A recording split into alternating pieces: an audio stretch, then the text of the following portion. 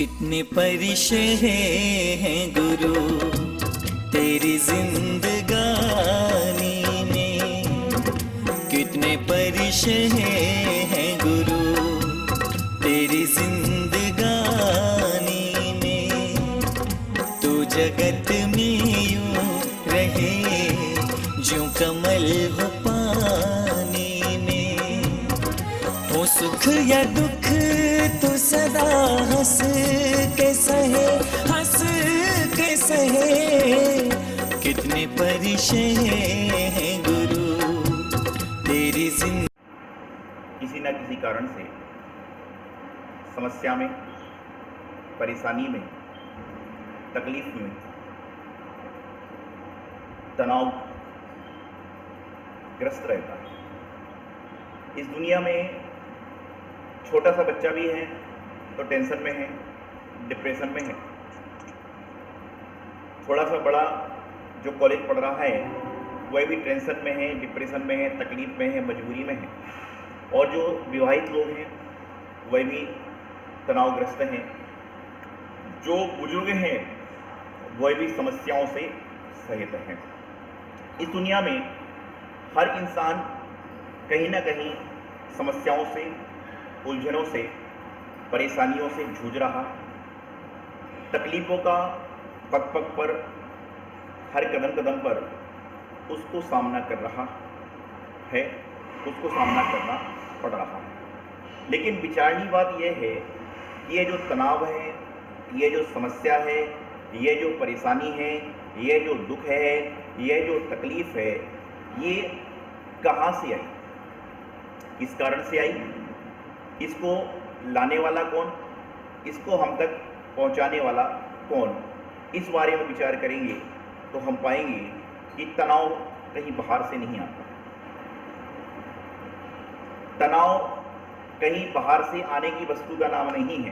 तनाव तो आपके अंतरंग से आता है, तनाव आपके क्रियाकलापों से आता है, तनाव आपके विचारों से, आपकी भावनाओं से आता है, तनाव आपके कार्य करने की क्षमता से आता है, तनाव आपके खुद के उठने बैठने के तरीके से आता है, तनाव आपका दूसरों की अपेक्षा करने से आता है, तनाव आपको सत्संग से दूर करता है, तनाव आपको परेशानियों से युक्त करता है, तनाव आपको समस्या से ग्रसित करता है, तनाव आपको तकलीफों पे सहित करता है। तो इस दुनिया में तनाव किस कारण से आता है, तनाव आने के क्या कारण हैं? तो मैं कुछ आपको बात बताऊंगा कि तनाव आने के मुख्य 2-3 बातें क्या हैं। तो पहला सबसे बड़ा कारण है तनाव आने का कि आज का काम कल पर टालना। आज का काम कल पर टालना ये तनाव का सबसे बड़ा मुख्य कारण है। हमारे साथ क्या होता है, जब हम बचपन में थे तो होमवर्क मिलता है और उसको शनिवार को होमवर्क मिला है, रविवार की छुट्टी है और सोमवार को स्कूल में जाकर आपको वह होमवर्क टीचर को दिखाना। बचपन की बात बता रहा हूँ। बचपन में अधिकांश लोग ये करते थे कि शनिवार का दिन तो कहते थे कल की छुट्टी है, कल आराम से होमवर्क करेंगे, और शनिवार का दिन खेल कूद में, खाने पीने में निकाल देते थे। और रविवार को प्रातःकाल पूरी फैमिली का प्रोग्राम बन जाता था कि आज कहीं बाहर घूमने जाना है। तो हम सोचते थे कि घर लौट कर आएंगे और वह काम को संपन्न कर लेंगे। और जैसे ही लौट के आते थे घर, आते आते रात की 10 बज जाती है और 10 बजने के बाद में इतने थके हारे होते हैं कि सो जाते हैं। जो काम शनिवार को मिला था, रविवार एक दिन छुट्टी का भी मिल गया, लेकिन आपने सोचा कि इस काम को मैं कल करने का प्रयास करूंगा, तो शनिवार तो गया, रविवार भी गया, और सुबह जब 7 बजे स्कूल जाने का टाइम होता है तो 4 बजे से नींद खुल जाती है और उस तनाव में नींद में उल्टा सीधा लिखने का प्रयास करते हैं और होमवर्क हमारा गलत हो जाएगा। होना यह चाहिए कि आप उस काम को ये सोचो कि मुझे कल ही सबमिट करना है, और आज आप 1 घंटे दिमाग लगाकर उस काम को करने का प्रयास करते, तो निश्चित रूप से क्या होता है, वह काम कल पर टलता नहीं और आप तनावग्रस्त नहीं रहते, बल्कि तनाव से रहित हो जाते, तनाव से फ्री हो जाते। ये तो बचपन की बात बताई। जब हम लोग थोड़े बड़े होते हैं, कोई कार्य करने के लिए होता है तो हम लोग उस कार्य को कल पर टालने का प्रयास करते हैं।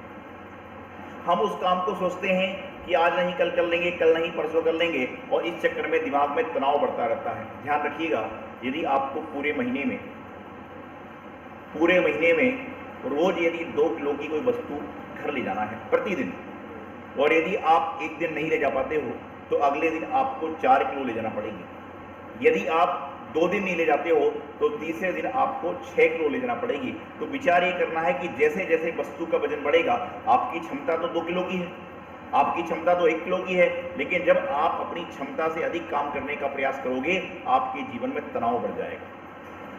तो आज का काम कल पर मत टालें, क्योंकि आज का काम यदि कल पर टालेंगे तो तनाव बढ़ेगा। मैं आपको एक बात बताना चाहता हूं कि तनाव को लाने वाले हम खुद हैं। तनाव कहीं बाहर से नहीं आता। तनाव का आप वेलकम क्यों कर रहे हो? जैसे कोई मेहमान आपके घर में आता है, आपकी डोर बेल बजती है, आप दरवाजे के शीशे से देखते हो कि इसको अंदर आने देना है कि नहीं। बहुत सारे ऐसे आते हैं जो विज्ञापन वाले आते हैं, सर्फ एक्सेल बेचने वाले आते हैं, कोई आपके यहाँ पर एरियल बेचने वाला आया करता है, कोई आपके यहाँ कोल्ड ड्रिंक बेचने वाला आया करता है, कोई एडवर्टाइज वाला आता है कि मेरे से एसी लगवा लीजिए। लेकिन आप क्या करते हो कि जिस व्यक्ति से जान पहचान है, जिस व्यक्ति के साथ आपका मन मिलता है, आप उस व्यक्ति को अपने घर के अंदर आने का प्रवेश देते हो। पहले डोरबेल बजने के बाद कांच से देखते हो, उसके बाद में आप अंदर आने के लिए भेजते हो। तो उसी तरह से जो तनाव है, तनाव का वेलकम क्यों कर रहे हो? तनाव को तो दरवाजा बंद कर दीजिए। तनाव को आप घर में एंट्री मत दीजिए। आप लिख दीजिए कि मेरे घर में तनाव की कोई एंट्री नहीं है, मेरे घर में टेंशन की कोई एंट्री नहीं है, मेरे घर में समस्याओं की कोई एंट्री नहीं है। और मैं तो कहता हूं घर की बात छोड़ दो, आप अपने मन में निश्चित कर लो कि मेरे मन में कोई तनाव नहीं है, मेरे मन में कोई समस्या नहीं है, मेरा मन डिप्रेशन से सहित है, मेरा मन डिप्रेशन से रहित है, डिप्रेशन से सहित नहीं है। ध्यान रखना, जो व्यक्ति डिप्रेशन में आ जाता है उसके साथ में क्या होता है? उसको सत्संग कराया जाता है, उसको मोटिवेटर के पास ले जाया करता है, उसको ध्यान सिखाने वालों के पास ले जाता है। ध्यान रखिए कि बीमार होने के बाद में सत्संग में जाते हो, इससे अच्छा अच्छे में सत्संग से जाओ ना। मैं हमेशा एक बात कहता हूं कि प्रत्येक व्यक्ति को हफ्ते में 1 बार खिचड़ी जरूर खाना चाहिए, प्रत्येक व्यक्ति को महीने में 2 बार गलाकर रोटी खाना जरूर चाहिए, प्रत्येक व्यक्ति को महीने में 1 बार, हफ्ते में 2-3 बार सूप जरूर पीना चाहिए। आप बोलोगे क्या महाराज जी हम बीमार हैं क्या? अरे आप जीवन में कभी बीमार मत पड़ो, मैं तो ये चाहता हूं, लेकिन एक समय जिंदगी का ऐसा आएगा, एक समय जिंदगी का ऐसा आएगा कि जब दांत अलविदा कर देंगे, दांत अलविदा कर देंगे, खाने की सामर्थ्य नहीं होगी, घर वाले कहेंगे खिचड़ी खा लो। तो जब जीवन में कभी खिचड़ी खाने का अभ्यास होगा, जब जाकर तो आप खिचड़ी खा पाओगे। तो प्रयास करें कि जो चीज आपको भविष्य में मिलने वाली है उसको आप अभी से एक्सपेक्ट कर लें, अभी से उसके साथ में चलने का प्रयास करें। तो क्या होगा कि आपको जीवन में कभी भविष्य में तकलीफ आएगी ही नहीं। जिस प्रकार से जो बच्चा छोटा होता है, पहले स्कूलों में 5 क्लास तक हाफ पैंट पहन के जाना पड़ता था, 5 क्लास के बाद फुल पैंट की छूट मिलती थी। तो बच्चा जब 5वीं से 6वीं तक का सफर करने वाला होता था तो वह घर में ही फुल पैंट बना के पहनने लगने लगता था। क्यों? क्योंकि आगे आने वाली क्लास का अभ्यास अभी से करना है। तो जब आने वाली क्लास का आप अभ्यास अभी से करते हो तो जो हमारे जीवन में आने वाले समय में हमारे साथ में ऐसा घटने वाला है उसका अभ्यास अभी से प्रारंभ क्यों नहीं करती? जिस प्रकार से महिलाएं घर में अनाज का सामान की लिस्ट पति को कब देती है? जब पूरा डिब्बा उल्टा हो जाता है, जब डिब्बे में 2-4 दिन का शेष रहता है तब। जब डिब्बे में 2-4 दिन का शेष रह जाता है तब, क्योंकि आपको पता है कि कभी भी खाली हो जाएगा, दिक्कत पड़ जाएगी। तो जब आप आने वाले समय की तैयारी पहले से कर लेते हो तो आप अपने जीवन में जो आने वाली समस्याएं हैं, आने वाली तकलीफ है, आने वाले उलझने हैं, उनको उलझनों को पहले से एक्सपेक्ट कर लो कि ऐसा ऐसा भी होगा। आप किसी चिल्लाते हुए बुजुर्ग आदमी को देखकर हंसी मत उड़ाओ, बल्कि आप उसको देखकर यह सोचो कि जीवन में भगवान मेरा बुढ़ापा भी आएगा और मैं ऐसा इस तरह चिल्लाऊंगा तो लोग क्या मेरी हंसी उड़ाएंगे? यदि इतना विचार आपने कर लिया तो आप जीवन में कभी किसी का हंसी, किसी की मजाक नहीं करोगे। किसी से कल फादर डे था, बहुत सारे लोगों ने अपने पिता की फोटो स्टेटस में लगाई, बचपन से लेकर जवानी तक की, बुढ़ापे तक की साथ में स्टेटस में फोटो लगाई, और बहुत सारे लोगों ने स्टेटस पर साइड है लगाया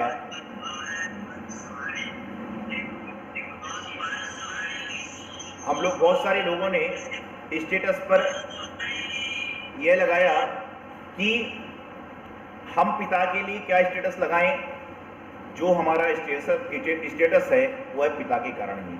हम पिता के लिए क्या क्या बधाइयाँ दें, जो हम बधाई पा रहे हैं वह पिता के कारण ही पा रहे हैं। इस तरह से उन्होंने किया। तो ध्यान रखना, ये बात बिल्कुल सच है, बिल्कुल सच्ची है और बिल्कुल अच्छी है कि हम भगवान के लिए क्या उपमा दें, भगवान के लिए क्या महिमा दें। जो कुछ भी दिया है भगवान ने दिया है, हम तो सिर्फ क्या कर रहे हैं, उनका दिया हुआ ही उनके चरणों में ले जाकर अर्पण कर देते हैं और अपने आप को सोचते हैं कि मैंने बहुत बड़ा काम कर दिया। ये कुछ भी नहीं। फैक्ट्री खुलने के बाद भगवान ने दिया है, हम तो सिर्फ क्या कर रहे हैं, उनका दिया हुआ ही उनके चरणों में ले जाकर अर्पण कर देते हैं और अपने आप को सोचते हैं कि मैंने बहुत बड़ा काम कर दिया। ये कुछ भी नहीं। फैक्ट्री खुलने के बाद, फैक्ट्री खुलने के पहले भगवान के चरणों में जाते हो कि भगवान जी आशीर्वाद दो, गुरु जी आशीर्वाद दो, जिनवाणी माँ आशीर्वाद दो कि मेरी फैक्ट्री चलने लग जाए। और जब फैक्ट्री खुल जाती है, चलने लग जाती है, तो उसमें कमाई का थोड़ा सा लाके मंदिर में डालते हो और अपने आप को बड़ा दानवीर समझते हो, अपने आप को धर्मात्मा समझते हो। अरे यहीं से तो लेकर गए थे और यहीं दे दिया, पिता से तो लिया और पिता को अर्पण कर दिया, तो क्या काम किया। काम ऐसा करो कि पिताजी 4 दोस्तों से कहें कि मेरा बेटा कितना अच्छा है, मेरा बेटा कितना बढ़िया है। 4 दोस्त पिता को जाकर बधाई दें कि तुम्हारा दोस्त, तुम्हारा बेटा दौड़ में फर्स्ट आया है, तुम्हारा बेटा स्कूल में फर्स्ट आया है। तो समझ लेना कि पिता का फोटो स्टेटस पर लगाई कि नहीं लगाई, लेकिन पिता का आपने सर ऊंचा जरूर कर लिया।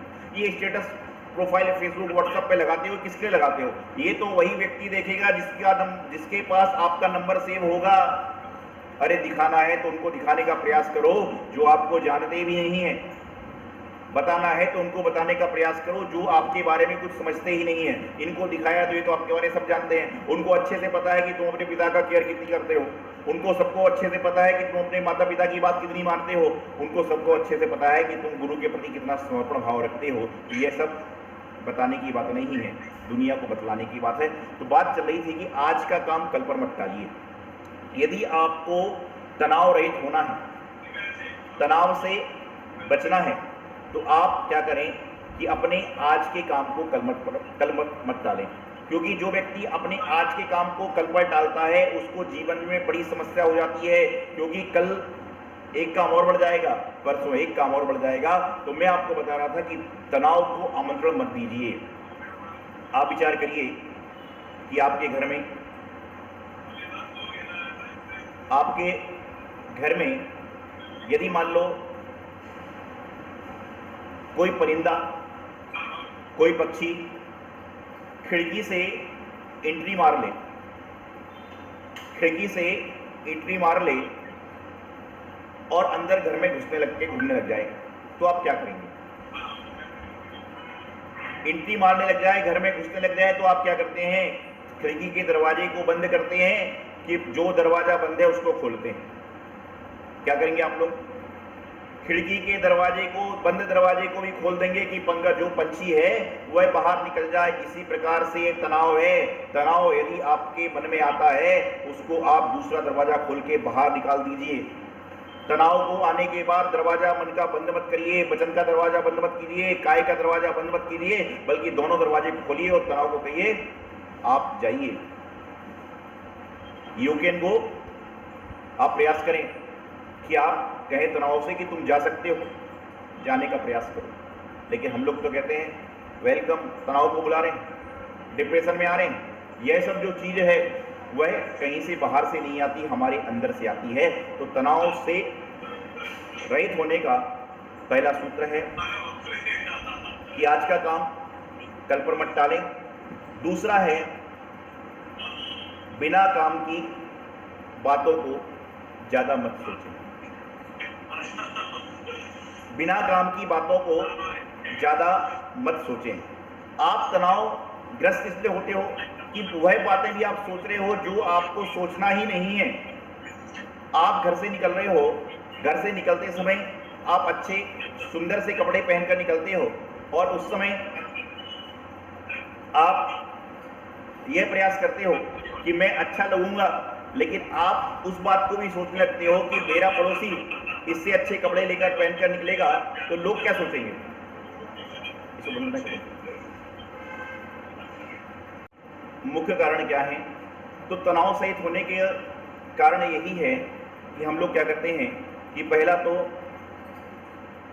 आज का काम कल पर टालते हैं। दूसरा, हम बेकार की बातों में उलझ जाते हैं, बेकार की बातों को सोचते हैं। जो बातें आपको सोचना भी नहीं चाहिए, आप उनको सोचने का प्रयास करते हो, इसलिए आप तनावग्रस्त हो जाते हो। अरे आप क्यों सोचते हो?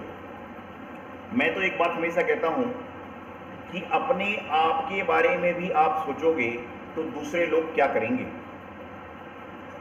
आज इंसान के पास में यदि सचमुच में कोई काम नहीं है तो वह यह है कि वह अपने बारे में नहीं सोच रहा, बल्कि दूसरों के बारे में सोच रहा है कि वह कैसे खाता है, वह कैसे पीता है, वह कैसे उठता है, वह कैसे बैठता है। अरे क्या है, आप सिर्फ अपने बारे में सोचो। और यदि आपने यह सोचना भी चालू कर दिया कि मैं ऐसा काम कर रहा हूं तो दूसरे लोग क्या सोचेंगे, अरे वह काम भी सोचने का आपका है क्या। आप ये मत सोचो कि दूसरे क्या सोचेंगे, बल्कि आप तो अपना काम करते चलो। आप तो बल्कि ये सोचो कि मैं तो अपना पहन के चल रहा हूँ, बढ़िया परफेक्ट कपड़े पहन के चल रहा हूँ, परफेक्ट खाना खा रहा हूँ, परफेक्ट खाने को खा रहा हूँ, अच्छी तरह से खाने का प्रयास कर रहा हूँ। तो समझ के चलना क्या होगा कि जीवन में कोई समस्या होगी ही नहीं। लेकिन आज तनाव हमारे जीवन में इतना बढ़ चुका है, तनाव हमारे जीवन में इतना हो चुका है कि हम लोग बेकाम की बातों को, फालतू बातों को जबरदस्ती सोचते हैं, जबरदस्ती उसके बारे में काम करना प्रारंभ कर देते हैं और जबरदस्ती हम लोग क्या करते हैं, उस वस्तु को कहीं ना कहीं पर ले जाने का प्रयास करते हैं। आप अपने जीवन में वह काम करें जो तनाव को घटाने वाला हो, वह काम को छोड़ दें जो आपके तनाव को बढ़ाने वाला है। आप तनाव को घटाने वाले काम करेंगे तो आप पाएंगे कि आपने जीवन में बहुत सारे ऐसे काम आज तक नहीं किए जिससे आपको मन की शांति मिलती थी। आपके बचनों को जो अच्छा लगता था आपने बोलने का प्रयास ही नहीं किया। दो शब्द होते हैं, एक होता है यहाँ पे आओ और एक होता है कृपया यहाँ पर आइए। दोनों का अर्थ एक है, दोनों का मायने एक है, लेकिन किसी व्यक्ति से आप कहते हो कृपया यहाँ पर आइए, उसके मन में बड़ी प्रसन्नता हो जाती है और आप उसी व्यक्ति को कहते हो क्यों भाई यहाँ पर आओ, उस व्यक्ति के मन में परेशानी पैदा हो जाती है। तो अपने जीवन में परेशानी लाने वाले शब्दों को हटाएं, बल्कि शांति लाने वाले जो शब्द हैं उनको अपने जीवन में स्थान देने का प्रयास करें। तो पहला सूत्र बताया कि आज का काम कल पर मत टालो। दूसरा सूत्र बताया आपसे कि देखिए आज आप यदि अपना काम आज का कल पर टालोगे तो आप जीवन में कभी भी कल्याण नहीं कर सकते, तनाव सहित नहीं हो सकते। दूसरा, बिना काम की बातों पर ज्यादा विचार मत करो। जो बेकाम की बातें हैं उन पर विचार क्यों कर रहे हो, कैसे? मान के चलो 18 मार्च को 2020 में आपको मालूम चला कि आपके शहर में, आप दिल्ली मुंबई के रहने वाले हो, पुणे के रहने वाले हो, अहमदाबाद बेंगलोर के रहने वाले हो, आपको मालूम चला कि आने वाली 6 अप्रैल को, आने वाले 16 अप्रैल को, आने वाले 24 अप्रैल को, 30 अप्रैल को आपके शहर में IPL का क्रिकेट मैच होने वाला है। शेड्यूल के हिसाब से होने वाला था। आपने अपने पिताजी से कहा कि भाई मैं तो जो हूँ इस बार IPL का क्रिकेट मैच देखने जाऊंगा और आप सबको चलना है।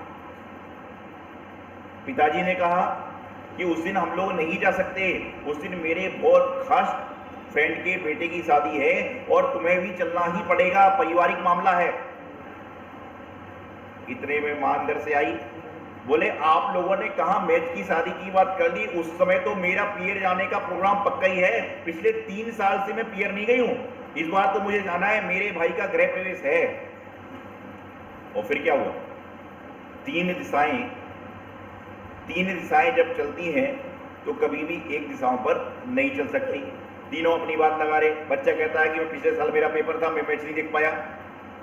पिछले साल आपने कहा था अगले बार जरूर दिखाऊंगा। पिताजी कहता है अरे पियर तो हर साल जाते हो, मैच अगले साल देख लोगे, लेकिन इस शादी में जाना बहुत जरूरी है। और मम्मी पत्नी कहती है कि मुझे तो भाई के गृह प्रवेश में जाना ही है। क्या हुआ?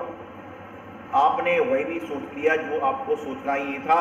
और 22 मार्च को टेलीविजन पे मालूम चला कि आने वाले 14 अप्रैल तक सब कुछ बंद रहेगा। 14 अप्रैल के पहले फिर घोषणा हुई कि आने वाले 30 अप्रैल तक सब कुछ बंद हो जाएगा। तो ना मैच हुआ, ना मैच हुआ, ना शादी हुई, ना गृह प्रवेश हुआ, लेकिन आगे के ज्यादा फालतू बात सोचने के चक्कर में उस समय घर का क्लेश 3 दिन के लिए घर का माहौल बिगड़ गया। आप क्यों सोचते हो? आप उस बारे में भी सोच रहे हो जो सोचने की बात नहीं है। ठीक है, बात को टाला जा सकता था कि अभी बहुत समय है, उस समय देखेंगे। घर में यदि शांति पाना है तो मेरा एक मूल मंत्र ध्यान रख लो कि जब किसी बात को झगड़ा होता है, उस बात को यह कहकर टाल दीजिए कि उस समय आएगा जब देखा जाएगा। पता चले उस समय तक ये काम ही ना हो पाए। 1 महीने की बात को अभी से आप लड़ रहे हो और उस चक्कर में कल जो होने वाला है उसको खो रहे हो। 1 महीने बाद जो आने वाला कार्यक्रम है उस चक्कर में तनावग्रस्त हो रहे हो, तनाव सहित हो रहे हो, तनाव रहित नहीं हो पा रहे हो। क्यों? क्योंकि जो आपको 1 महीने बाद का कार्यक्रम था उस चक्कर में आपने क्या किया, आज से ही आपने समस्या पैदा कर ली। अरे उस समय देखेंगे, पता चले उस समय हमको ये तबीयत खराब हो जाए, पेट में दर्द हो जाए, हम जा ही ना पाए, शादी में जाने के बाद खा भी ना पाए, लेकिन आपने 1 महीने पहले उसके बारे में सोच लिया तो क्या हो गया। पहला सूत्र है कि आज का काम कल पर मत छोड़ें। दूसरा सूत्र है कि बेकार की बातें ज्यादा मत सोचें। और तीसरा सूत्र है कि ज्यादा किसी से अपेक्षा मत करो। तीसरा सूत्र है कि ज्यादा लोगों से अपेक्षाएं मत करिए।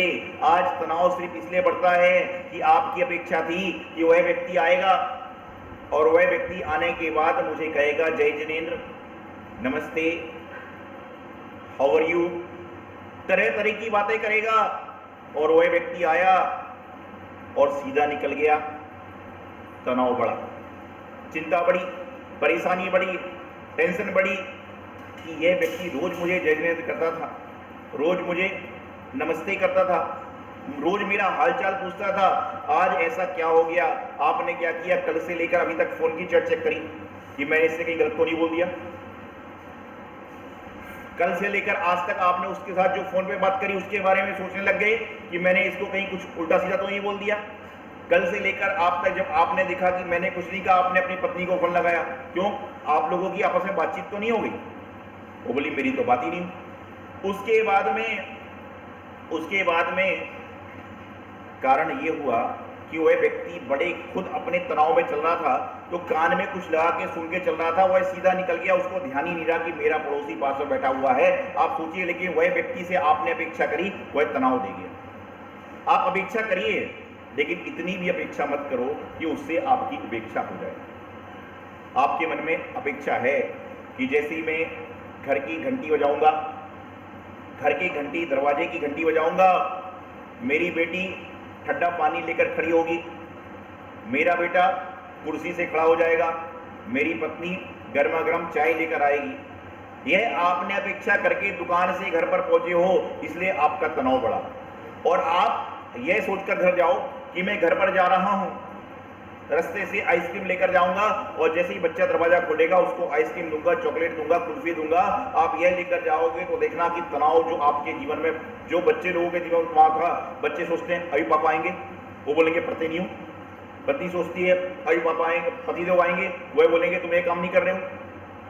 तो इस तरह से जब होगा, क्या होगा कि उनकी अपेक्षा जैसी आपके आने के बाद में उनके मन में विकल्प है, उनके मन में तनाव है, और आपने किसी घंटी दरवाजे की बजाई और तीनों को एक एक चॉकलेट पकड़ा दी, तीनों को एक एक आइसक्रीम पकड़ा दी, तीनों को एक एक ठंडा कोई पेय पदार्थ पकड़ा दिया, आप देखना आपके घर का वातावरण बदल जाएगा।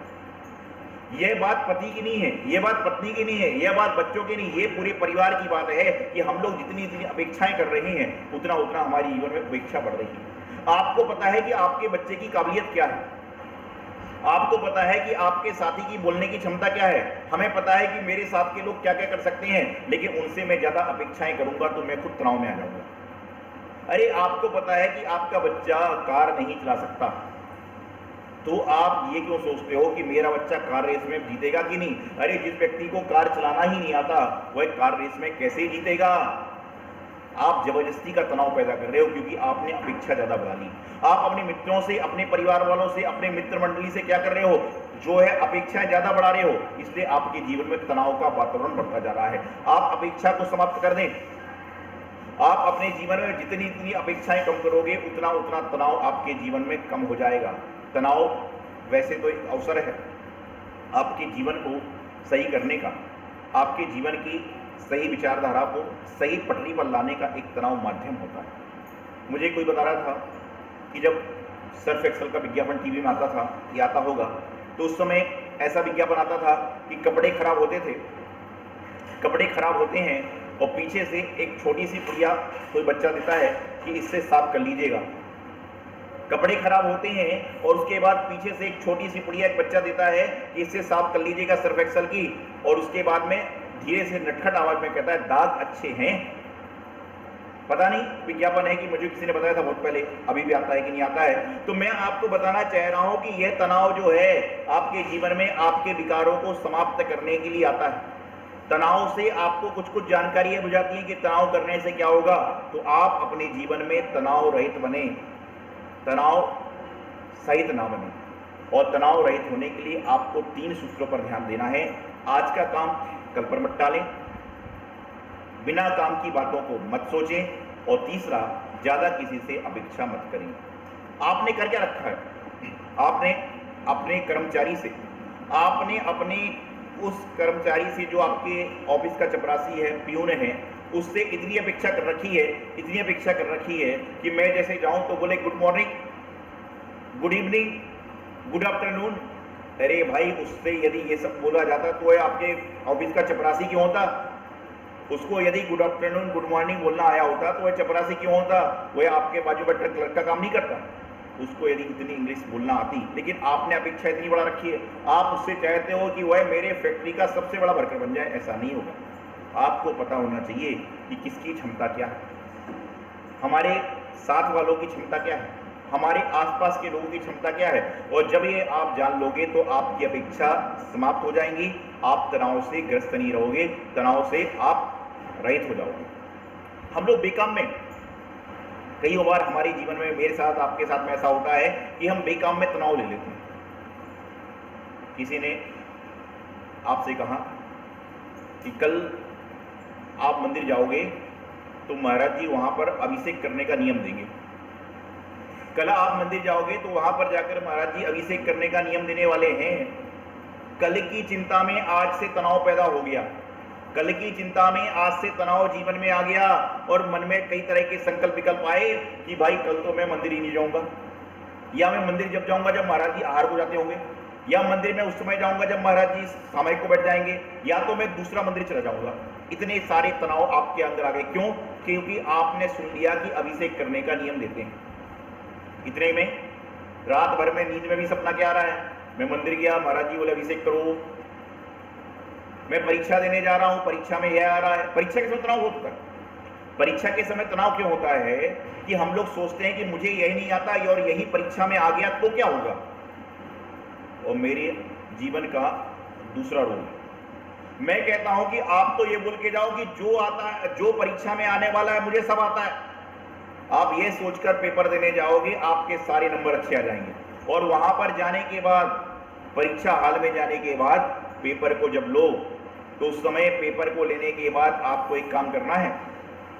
उस समय पेपर को लेने के बाद आपको एक काम यह करना है कि सबसे पहले उन क्वेश्चन को सॉल्व करिए जो आपको आते हैं। लेकिन हम लोग क्या करते हैं, क्वेश्चन को पढ़ते हैं, अरे 100 क्वेश्चन में से मुझे तो 60 क्वेश्चन ही आएंगे, 100 क्वेश्चन में से, 100 प्रश्न में से तो मुझे जो है मात्र 40 प्रश्न आते हैं। अरे भाई, आप यह मत करो, आप तो क्या करो कि जो है आप तो सिर्फ यह करो कि जो है जो पहले आपको आता है आप उनको पहले सॉल्व कर दो। जो प्रश्न आपको आते हैं पहले आप उनको सॉल्व कर दो, आपके जीवन में एक अलग खुशी आएगी। क्योंकि आप जब पेपर का आंसर शीट भरोगे तो आपकी आंसर शीट आधे से ज्यादा भर जाएगी, तो आपको लगेगा कि मैंने आधा पेपर, क्वेश्चन पेपर हल कर लिया। और पहले हम माथा पढ़ के सोचते हैं, अरे 9वें नंबर का क्वेश्चन कैसे होगा, 12वें नंबर का क्वेश्चन कैसे होगा, ज्यादा अपेक्षा कर ली। तो मैं बता रहा था, उस व्यक्ति से कहा कि मंदिर में जाओगे, महाराज जी अभिषेक का नियम देंगे। रात को नींद नहीं आ रही है, अगले दिन प्रातःकाल पत्नी ने कहा चलो मंदिर चलना है। अरे बोले महाराज जी अभिषेक का नियम देंगे। अरे बोले महाराज जी अभिषेक का क्या नियम देंगे? वह कहते हैं महीने में 4 बार अभिषेक करो, और तुम तो 6 बार करते हो। क्या कहा कि तुम तो महीने में 6 बार अभिषेक करते हो, तो 4 दिन का नियम देते हैं। एकदम तान के टाई बेल्ट लगा के पहुंचे वहां पर, और महाराज जी के पास जाकर नमस्ते महाराज जी आशीर्वाद, नमस्ते महाराज जी आशीर्वाद। 4-6 बार नमस्ते कर रहे हैं, महाराज जी आशीर्वाद दे रहे हैं। फिर धीरे से बोलता है, महाराज जी मैं महीने में 6 बार अभिषेक करता हूं। मतलब बार बार नमोस्तु इसलिए कर रहा था कि कम से कम महाराज जी तो बोलने भैया अभिषेक करते हो कि नहीं करते हो। सोचिए, कल तक जिस बात को लेकर तनाव था, आज उस बात को लेकर आनंद आ गया। तो जीवन में तनाव रहित बनने का प्रयास करें, तनाव सहित बनने का प्रयास मत करें, यही मोक्ष का मार्ग है। जय बोलिए आचार्य गुरुदेव सिद्धांत सागर जी महाराज के ज्ञान जगाए। ओम नमो उपजायाणम मोक्ष साधना करने वाले। ओम नमो लोई सविसाउणम जैन धर्म जैत जनाले। जैनागम को सतवंदन, जैनागम को सदवंदन। जय बोलिए अनंतानंद सिद्धि परमेष्टि भगवान की जय। पंच परमेष्टि भगवान की जय। महावीर भगवान की जय। आचार्य गुरुदेव श्री सौभाग्य सागर जी महाराज की जय। अहिंसा परमो धर्म की जय। महानुभावों, किस्मत तो उनकी भी होती है जिनके हाथ नहीं होते, ये बात सही है। और पूरी दुनिया मानती है कि आज हमको जो भी प्राप्त हो रहा है पूर्व के किए हुए पुण्य या पाप की वजह से, पूर्व के किए कर्म की वजह से आज हमको प्राप्त होता है। यदि पूर्व में आपने पाप किए हैं तो आज हमको पाप उदय में असाधा वेदनीय कर्म उदय होते हैं। और यदि पुण्य किए हैं तो आज हमको सुख प्राप्त होता है, सुख और दुख प्राप्त होता है। पर पुरुषार्थ भी एक चीज़ होती है, पुरुषार्थ की बदौलत आदमी अपने भाग्य को बदल सकता है, अपनी किस्मत को बदल सकता है। यदि पुरुषार्थ करे तो आदमी बहुत कुछ प्राप्त कर सकता है अपने जीवन में। इसी प्रकार एक प्रसंग के माध्यम से आपको मैं एक कहानी के माध्यम से पुरुषार्थ आपको बतलाऊंगा। दो मित्र थे, एक का नाम सोनू था, एक का नाम दूसरे का नाम मोनू था। दोनों घनिष्ठ मित्र थे और एक साथ पढ़ते थे विद्यालय में। एक दिन रविवार का दिन पड़ा, छुट्टी का दिन पड़ा। दोनों अपने घर में आए, मिले, बोले कि आज छुट्टी है, आज क्या करें। सोनू नाम का लड़का था, वो बोलने लगा कि आज तो छुट्टी का दिन है, आज मंदिर चलते हैं, पूजा पाठ करेंगे, भगवान की भक्ति करेंगे, आराधना करेंगे और स्तोत्र आदि पढ़ के जाप माला करेंगे, अपना जीवन भक्ति में निकालेंगे। दूसरा मित्र मोनू नाम का लड़का था, वो बोलने लगा कि बड़ी मुश्किल में तो छुट्टी मिलती है और छुट्टी के दिन भी मंदिर में बताएं, ऐसा कैसे हो सकता है। मैं तो आज सिनेमा देखने के लिए जाऊंगा और मॉल घूमने के लिए जाऊंगा, तुम मेरे संग में चलो। पर सोनू बोलता है कि नहीं नहीं, आज छुट्टी का दिन है, आज तो मंदिर चलते हैं, मंदिर में बढ़िया अपनी अभिषेक करेंगे, पूजा करेंगे और स्तोत्र आदि पढ़ेंगे, स्तुति पढ़ेंगे और माला जाप करेंगे। दोनों अलग अलग रास्ते निकल जाते हैं। एक सोनू मंदिर निकल जाता है, दूसरा मोनू मॉल और सिनेमा घर घूमने निकल जाता है। दोनों एक जब लौटते हैं वापस, सोनू जब लौटता है मंदिर से वापस तो उसके पैर में कांटा चुभ जाता है, बहुत दुखी हो जाता है। और मोनू सिनेमा और मॉल घूम के वापस लौटता है तो उसको 500 का नोट मिलता है। दोनों वापस मिलते हैं और दोनों वापस मिलने के बाद में पूछने लगते हैं कि तो तुम्हारा कैसा रहा मंदिर। और सोनू पूछता है तुम्हारा सिनेमा घर कैसा रहा। तो सोनू बताता है कि मैं मंदिर गया, मैंने भगवान की भक्ति करी, सब कुछ करा और लौटते समय मेरे पैर में एक कांटा चुभ गया। और मोनू हंसने लगता है, देखो तुम मंदिर गए, तुमको कांटा चुभ गया, मैं सिनेमा घर देखने गया और मॉल घूमने गया और लौटते में मुझे 500 का नोट रास्ते में डाला मिला, यानी कि 500 रुपये का मुझे प्राप्ति हो गई।